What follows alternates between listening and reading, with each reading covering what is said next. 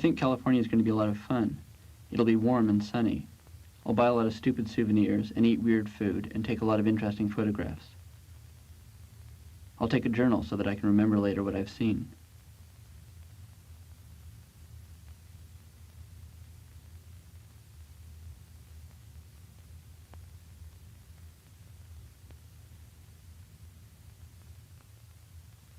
December 26th. The flight is pretty routine. No sudden drop out of the sky, no hijacking. The in-flight movie is Dragnet, the movie. A delicious lunch. It is mid-afternoon when we land in Los Angeles.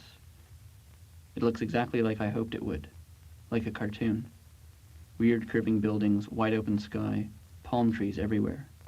A funky black taxi driver, I hate to say funky, but that's what he was, takes us to where we're staying, just in front of the Hollywood Hills, with Harry and Claire. Dad and Claire grew up together in central Manitoba. Fletcher, Claire's brother, was Dad's best friend.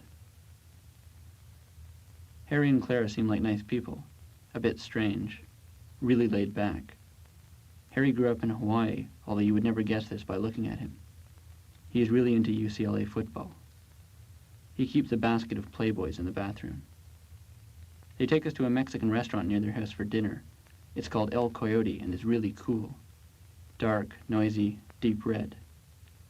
Claire orders for everyone. We have amazing guacamole and Mexican beer in clear bottles. I'm really tired, but it's been a good day.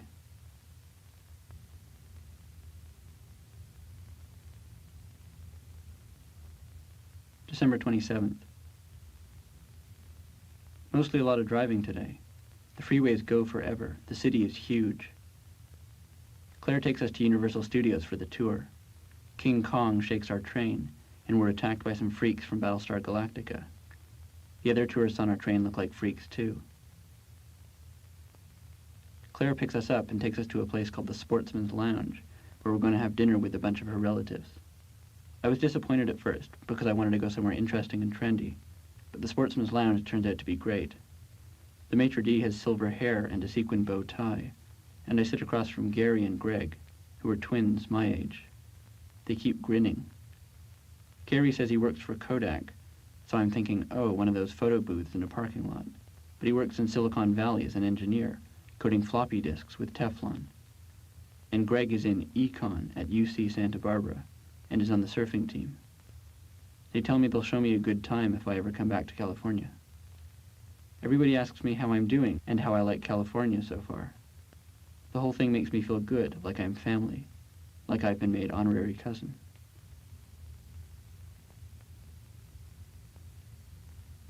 December 28th.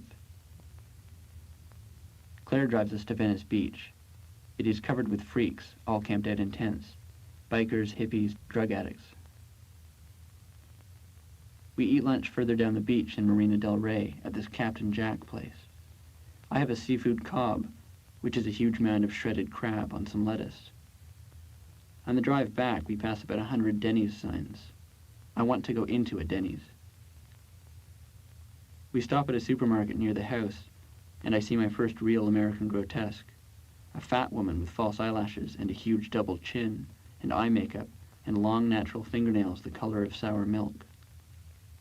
I am satisfied.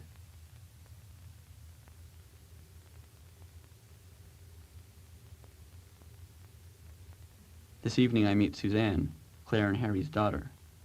I went upstairs to wash my hands for dinner, and when I came out of the bathroom, she was standing in the hall. She looks really old for her age, which I guess must be about 30. She has wrinkles at the corners of her mouth, and lines on her forehead, and her features are pinched and sharp. She's wearing typical would-be artist clothing, short black boots, black tights, black miniskirt, and a long, dingy yellow sweater. For some reason, this sad sympathy comes over me, because I have the feeling that she can't see herself. She starts to brush her hair, and I think I'm making her nervous because she does it really quickly. I stand around awkwardly, making some polite remark like, so you're an artist. She mumbles, disclaiming herself, and I say something about being in school. We're both glad to end it there. At dinner, Suzanne sits beside Claire, and it's obvious that she's only eating with us as a favor to her parents, because she doesn't seem to want to be with other people. First we have a glass of tomato juice, and then Suzanne and Claire go into the kitchen to bring out the food. During dinner, Suzanne hunches over her plate, and Claire leans over every now and then to say something quietly to her, to involve her in the conversation. Claire divides her time between Suzanne and laughing at the incredible stories Harry is telling. First he tells a story about picking up two 14-year-old hookers in Hollywood, both of them high as kites, and driving them out to the Playboy Mansion, where Mr. Hefner himself came out and got the girls and gave Harry a big tip. He tells us that Jack Ritter is his good friend because he's always getting in Harry's cab. And once he drove Bill Cosby in from the airport, and then when Harry was in Las Vegas, Bill remembered him and they played tennis together. Claire is screeching with laughter, and I don't know whether this means we should believe these stories or not. At that end of the table, Dad, Mom, and Melanie are laughing too.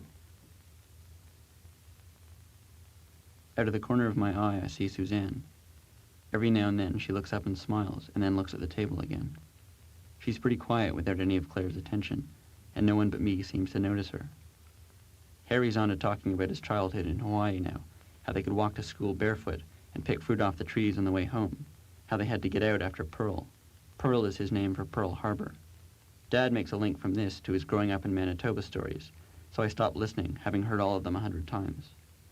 Claire knows them too, or different versions of the same stories, so she quiets down a little. I watch Suzanne eating. She eats a few beans and a few slices of potato, and puts the rest of her piece of chicken on Claire's plate. They whisper together about it.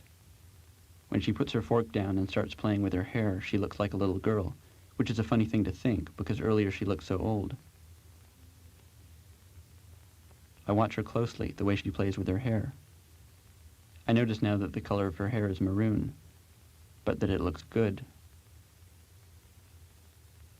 She gathers a handful, pulls it around the back of her neck, spills it onto her shoulder, and combs her fingers through the kinks. She does this over and over. I like watching this. I watch her lips. They are thin and firm.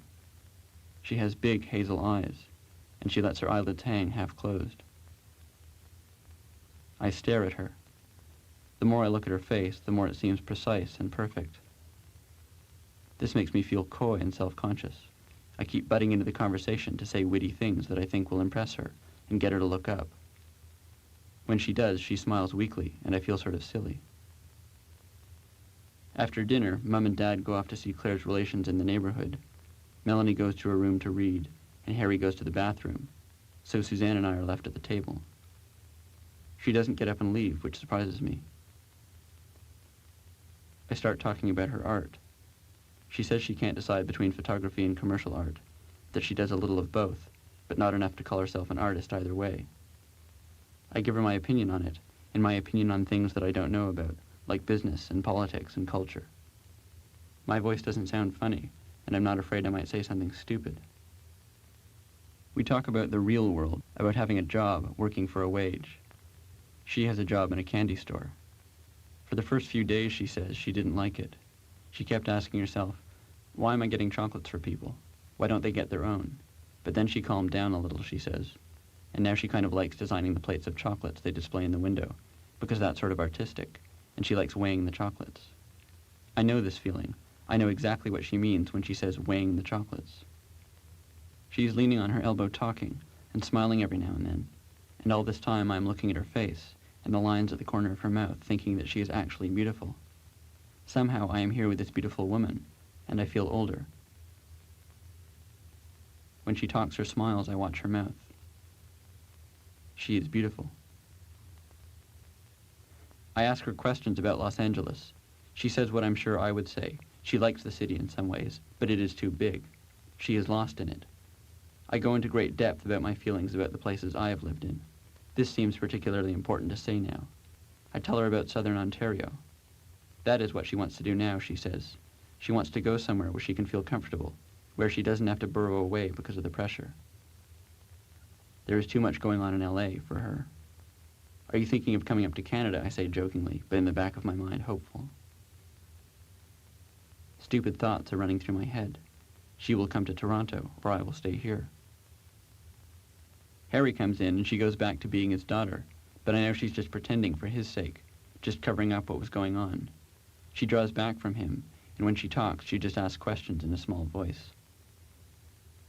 Harry tells us that his first job in L.A. was patrolling a Navy yard, and one night he and his partner found two guys in the yard, so they chased them, and Harry shot one guy's foot off, just left it there, and his partner killed the other one. My head is still spinning from talking to Suzanne, so I just look at Harry and nod. When I think about her later, none of it will settle in my mind.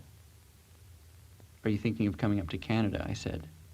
"Well," she said, smiling that shy smile. "Well," she said, as if she might. I smiled too.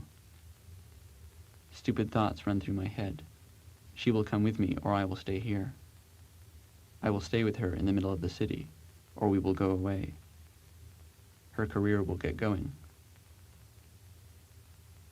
I can't name it, but that doesn't matter. It seemed real and secure.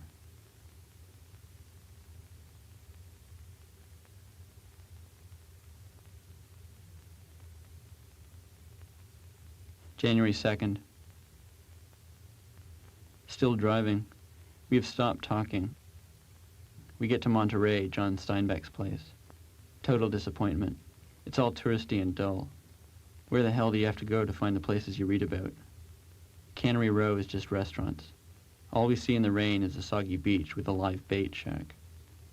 Of course, there is a Denny's in the center of town. As we drive north, the landscape is kind of relaxing. Out one window, smooth brown hills, and out the other, green fields that stretch out forever. I can't remember what Suzanne looked like. I know beautiful, but I can't make this word do anything in terms of a picture. Every now and then there is a sign sticking up indiscriminately. We passed a broken-down trailer park, just 4 or 5 old trailers stopped together, and there was a sign on a pole that said sale. Sale what? What's on sale? What kind of sale could they be having? We spend the night in a motel at the side of the highway.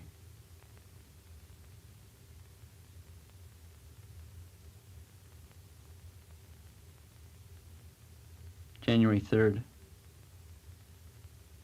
We keep driving north, bypassing San Francisco, to a place called Yuba City to visit Fletcher, Claire's brother. He was Dad's best friend once. The countryside around here is all cut up into lines.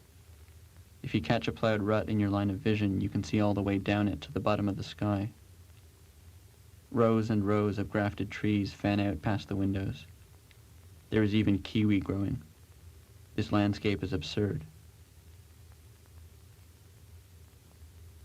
I can't really remember what it felt like being excited about Suzanne.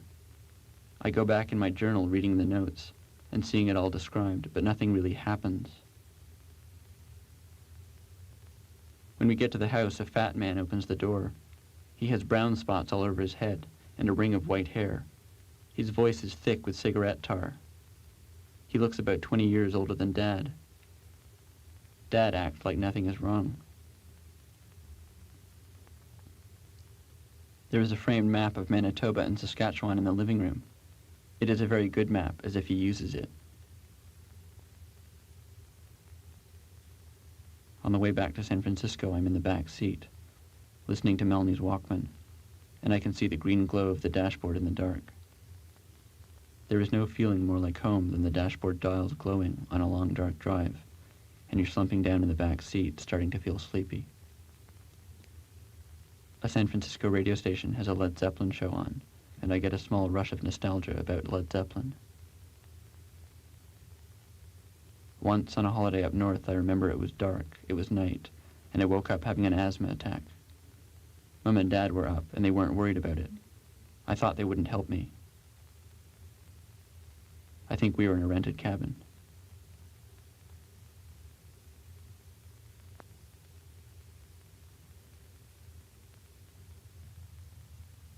January 4th. We're staying at a Holiday Inn. I hate it. After we get up, we all yell at each other for a while, which I knew was coming, and then we go downtown. I can't remember what I should want to see besides that funny pyramid building. Or is that somewhere else? There are the hills, of course, but I never thought they'd be so high and so hard to walk up.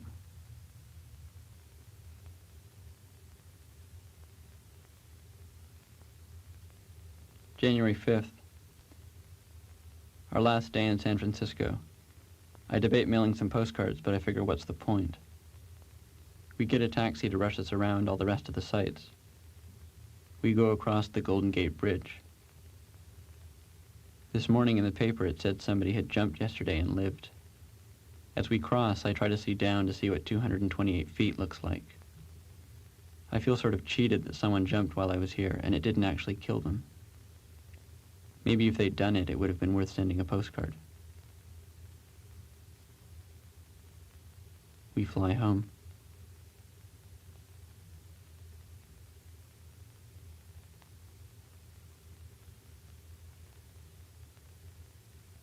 February 11th. Steve and I sit around an all-night donut shop, and I tell him different stories of the trip. I'm trying to sort it all out. A metaphor occurs to me. It was like watching fence posts on the highway. If you just see them go by the window, they're a blur, because they're moving by so fast. But if you fix your vision on one and turn your head with it, you can freeze it, isolate it, but only for a moment, because you can only concentrate that hard for so long before you have to let it slip back again and leave it there, because you're moving forward to some destination.